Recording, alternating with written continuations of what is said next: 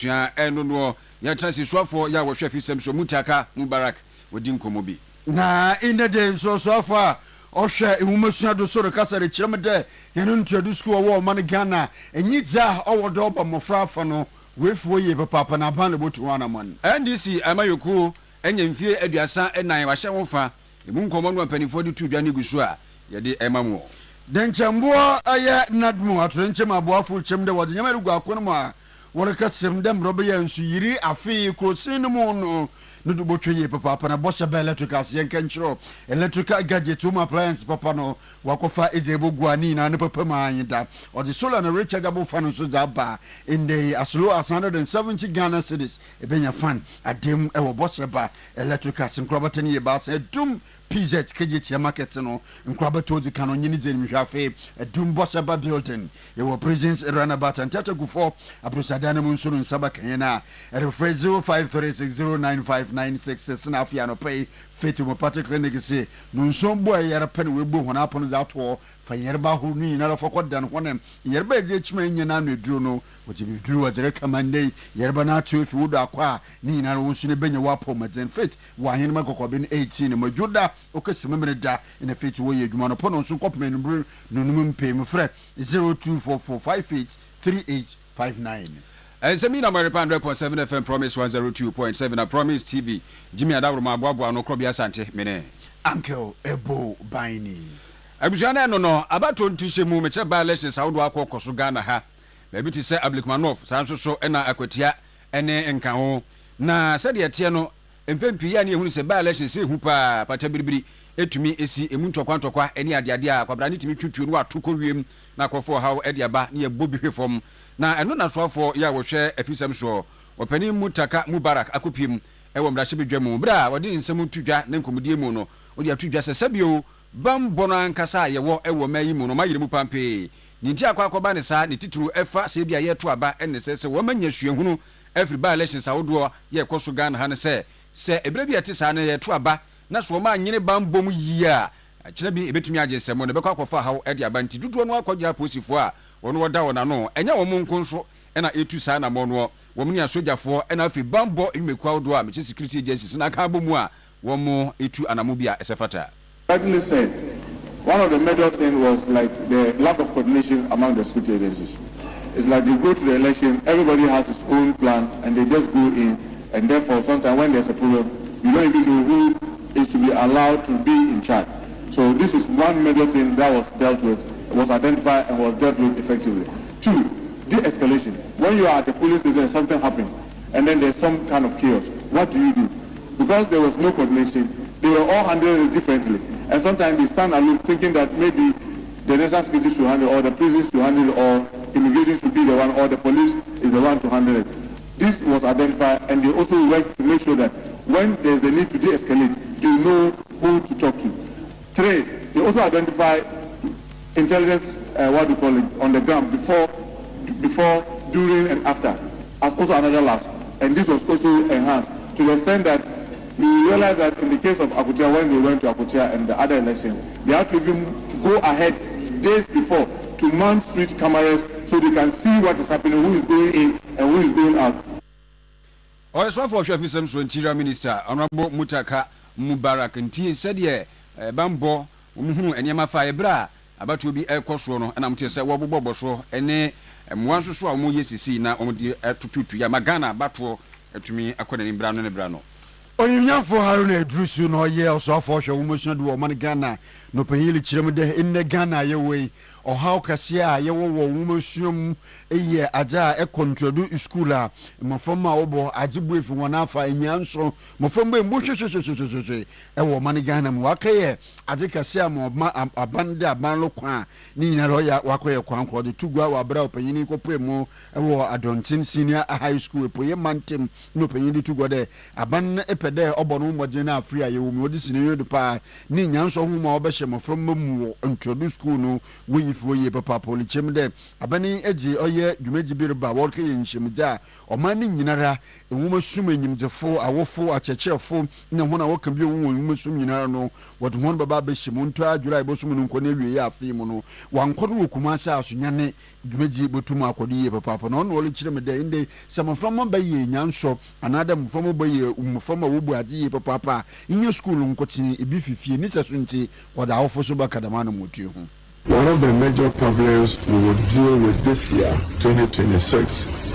will be stemming the growing indiscipline in our schools, particularly at the secondary education level.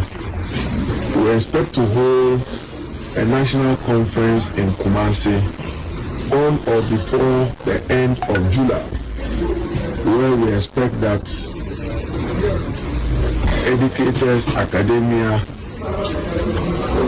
the church, moral society, the Muslim community and chiefs and parents, regional and district directors of education and headmistress will converge in Kumasi or Sunyani, depending upon what emerges as appropriate venue to deal with stemming the growing indiscipline in our schools. We have always maintained that parenting is a shared responsibility of the significant other, father and mother, and then the teacher. But we are losing many of it, no thanks to social media, which has become a toxic source of mis and disinformation, and many young people relying on it. Onyimnya for Haruna Drusu Osia for Osha Womusiato and Oze Atugon Kona Banner Fato na in a nyanso we room from Bumwon to do school no we 2 way for. Dom kasi ani ba no dini NDC mrahye bedwani ya woboko central ne opani mama ayarga na sadia eku NDC won manya mfisia porpor be se duasa enan ne kan bi ma wo hye ho efa no mpanimfo no kuruka kokodi ase ye ne enkomudie obi a kire nwadwen na no na opani mama ayarga edi tudwase hyehyeye ene nienti a wote NDC amayeku no edaso akutam ye ne mudie no omunye mu nukreni wo kire sentine ka no National Democratic Party NDC amayeku na chese eye Congress na sa democracy na ye kan wasem no ano eno no kire kamami nkabi na kamami nkabi no nsusu no wo mu edifiri sa PNDC abreso eno wo de abu oman ababepem sesebra ha hwe ensesa ye eno nti se wo magana ebetumi akona nimu se mpepeso ababedru ewa abrabomu no NDC amayeku nsusu edi makotre bi pa na no eno wo ka kire eku no ma ne se wo mu tonko so ekuta wo mudiem na sa kamami nkabi eni ni nyina so a womriti eku no omompa mfiri ho da biara da na omonye krado nsoso se wombeko opposition omoda so a ewo chese anisuade hunu bi a wopese wode ebu woman Ghana ono so adwen ya wo kire ye adwumade no ase eni. Our singular act as a political party to give our power when we lost was what sowed the seeds for the germination of democracy in Ghana. And to go back to the political wilderness and not to disintegrate, but to reorganize and come back as a political force to recapture power. That just finished it. And I say this as the basis for my assertion that the establishment of this democracy is indeed a function of the history, the success story of the National Democratic Congress. But there's still a lot more work to do. And that is, how does a party control its government? We mama yarga oye boko central mrahye bedwani dom kase ne ba no dini mrahye bedwamu nti NDC amayeku no afidia na wodie ho ene nkomo bi etwaguye.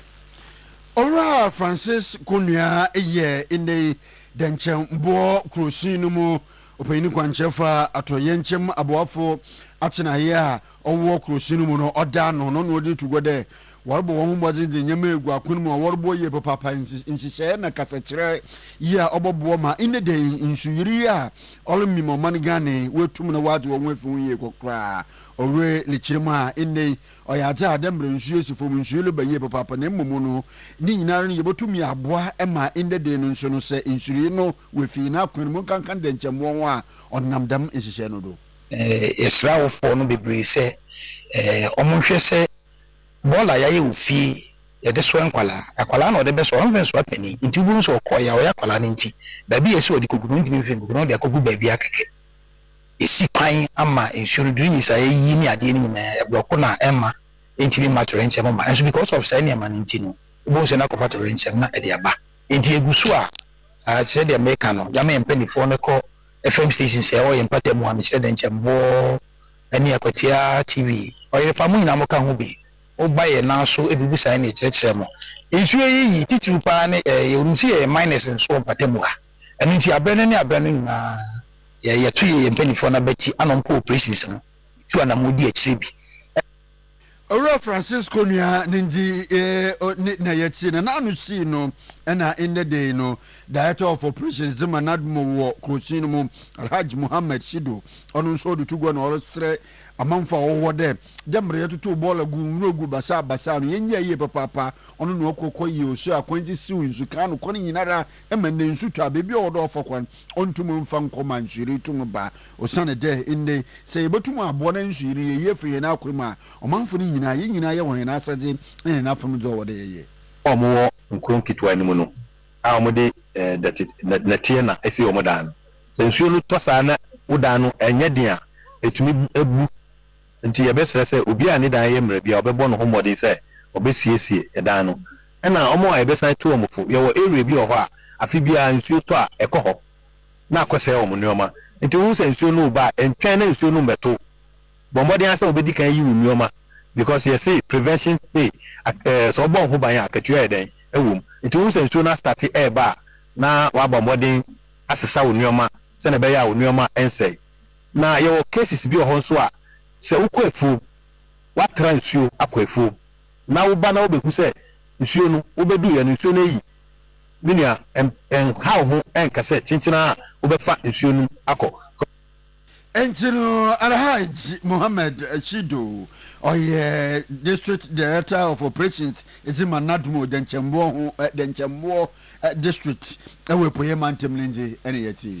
yɛfrɛ ko bi Bridge 2 Carlos Foundation wɔn ne atwuma mpunua mansin no nkurabata hwɛ adesua so akabom ɛna wabɔ akyerɛkyerɛfo titiri ɛmaa no aba so ɛwɔ empatamu hɔ no mo sanse ɛmaa no wɔn kyerɛdeɛ no ne ekuo ni sra wɔn ɛbɔ mɔden paa ama adekyerɛ ɛne adesua ayɛ akɔnɔ ɛwɔ kyerɛsa atwuma mpunua ɛne ne empatamu dwumadie no aseɛ no ɛne ntiri ni apepia nkoma na wɔn wɔ hɔ ɛne nat wɔn mo dwam training no wɔ hɔ saa nso na koraa na wɔn abɛdi akyire ɛne mpanimfo adoɔ wɔn twɛtwa adesua so ɛne wɔn yɛ wɔka bi ɛwɔ nyinaa kokopi hɔ na Professor Ebo Biney ɛyɛ asanteman temu nat ne dwam training na wɔkasa ɛne wɔde tu dwa sɛ adeɛ baako a wɔn no wɔbɛkoto asrɛ paa ne sɛ ɛmaa sɛ yi wɔn firi mu a ɛnyɛ yie nti da bi ɛbɛhwɛ sɛ yɛde ɛmaa ɛbɛka wɔn man nkyekyere ho na afei soso no si yɛka adekyerɛ ɛne adesua ho ansɛm yi no wɔn nso tumi anya wɔpɛpa ɛku wɔn ho ɛde ayɛ adwuma no ama no akɔ n'anim. adeɛ baako a mɛsrɛ ne sɛ wonyɛ the ILO charter CCI International Labour Organization charter CCI maternity leave say in 6 months including to say Japan you 4 months Canada 5 months to 1 year in some cases the last time I for national conference your president Ghana Pastor I did to just say by no and maternity leave a man ɛwɔ mmerɛ ɔma faithful ɔmo awo mu no ɔmo anya no 4 months people dey mean say that mpo was charitable to the employer say 4 months no kra no ɛho ɛnkyene papa ɛkyɛsɛnka abosumi ɛnan no akwadaa no kora ho nkyene nkɛnkɔ abosumi nsia ɔno no sɛ de hunu no ɛde fa ɛno no santimantam dwamtrani ɛma nateku Penny Prince Ebo Biney na Madam Evelyn Bridget Prempe on a head mistress ewo Pasetia Basic School ono na eche se Bridget Carlos Foundation woye kofa bai na wo se nukurani enkwada ensusu entete yen wasem ye kanti se ema idima kutreni e bom ma chechefo abasoro no mo mso enya opepa ayadwumaden e de ahwe enkwada ye du nkugya won e school Lupato enfosom benyane say sebi mama television obi enya deep freezer obi enya rice cooker e be she nim crime ama na mu say adwuma mi ye o se me yire me na mi ye ni ye san se me ya sebi se me nya faso bi kura wo be bi kura mi obi a wo hu de me ya obebo mama say si a madam ni video na mi yi no the original na chairman secretary ni omo mbaye nyina se ye pon a omo hu no edientia omo hu se bibia eko kyerade ye no se emu wa ya obre entina no afi won susu a mai ajachefo onya abasobo enya akyede no susu e de eha kakra tutu dwa sanse wo mo famu pa nya izisa se de mo tese ma mi tisi a wo ka se obi twa kwa tenten wa kwakyerade ne yetete sa no ema no so e de kakra so Chedie, ede wasise. Nti e nyankopon adom. Ene ma me na. Ye ejuma no, ejuma na eden. Because atuma to nya wo. Nkura bebre. Na be bia ye hye. Enye izi se. Enya na wo ofe. Na enye bia adebat. O se ejuma no de ye because me wo abo do me keji 1 and 2. Me na me hwe nkwala ni na. Enye izi. Nti me ma do me Abraham. September 11 years. It's not easy there. Gwadani bi onu mu amese. So bon piki. Wo ka kire ze head gina ha no. Kai. Okura kire nche. Nti akekere fo no mo mbre papa mbre. Na mame aye Dr. Jenato Ajman Rollins iye mrasebugom ni kole ukrote abato nempesio no to na wakasa enisi amanyuko no hone fa wo shade amanyuko yemfe eduasa anane ni 34 years amanyuko ibobo haja anti June 4 enisi edwumaji na ase na mamele kasebi headquarters won wole chirem de abanambon hu modinara enisi amanyuko so mon hu modinara de wo magana fu enisi amanyuko no mumanu wo be yehiafo wo be hie bebre na se manyimpa ji hie bebre no ra akunje biara obenya no na chede nyima ho pepre na ra na obepere odi benya no hotam ode tugwa no wole chirem de omani mokiti yeni nsem miara se recham wa aso ani nyinara no ode ye chen pepepe no biara enyina fom jo wie no wole chirem de onye ehwo na enne de wole chirem de ende 1992 constitution yenye mu nsakraye no onhyeda anyo anya adwen papa na mum wo se kwana ayimpa binum wo fato na emra no mo wo mu no wogi ye adwuma no ono tietia mra no de no nyina no de nyina ye kan ye no ho bom na yenya adwen sakra ni ye bo na di constitution ye adwuma wa bra e kono kire de ye mfa nya adwuma. The people of Ghana always raise the bar when the NDC is in office because that is the standard that we have established for ourselves and we must be true to that. We've had interesting discussions in various fora speaking to the issue of the Constitution. And there is one school of thought which I tend to align with, that the problem is not the Constitution, it's the way people are choosing to interpret it, and it's the way people are choosing not to align with the principles of good governance. And it doesn't matter how many new constitutions you come up with, or how many laws and rules that you enact and institute, if the mindset of the people is that this is democracy and you can do anything you want and there are no consequences, there won't be no point. Intino Kolikro Temra Sebegom Dr. Zenato Ajman Rollins or the Minsami United Gua and this Yamayuko headquarters. But June 4th and Hofa Wareshe Ena Yeti. Quadro Ray Enterprise at Daromenti CC in Sri Adia. This answer one dear a classic Dr. Papa in running our honey goo. Ya watching the boise, now true Yadianase Eddie Amawo. This one for the Anchim Ewo Breman. Maybe I should have for one Pentecost I saw down or Conquan dia and your software record Yadia who doing na was so hot Yamau. Require by Mr. Ewo Justice see, and not any two pressure cook confessions in Yadia would be to say, we see Yadia, you cry by yam. What person Pedriana Casanya Wadia, no record her by Mr. Na Ebeboa Papa. To follow the Babia or Qua Binya to do so Pukrane. mubro do ntwa wo ba promise ba edum baby ebutu yi sabeka bi wo frɛ ne 0244 470 067 0244 470 067 0248 672 271 so for ko ene ebo enkomo better school of fashion se bra besua ensano dwuma papa bi tie ne se event decoration and planning ni nyina ebehwe ne akere wo sanso na millinery and accessories fashion and design kama ne yekan city vet atonso agogo abigyan kwanta liki kwantempon ohuname kasa de kire wo saa no se bra na ebesua de ensano dwuma de sabiu unya obi antumi nyimfiri wo nsam da baabi abedro bia so benya dwuma na waye wi ama certificate wato aso de akosua pon bia peso de akoro ye bia admission ti kan bra 0557612426 0244646658 na eno no isuo no egusu ayeka wo se egugu nti nkwada no tituru ya mo hyehye wo ho awo no weda nti ne yeka ne saa Jimmy Cliff Adaroma bobo no ede ema ye ne esamfo ene Korea control room MCR edamwase Krobea asante mene Uncle Ebo Biney yersoro na OBS atuado ama wod okujabo okran emrantia na abodwuma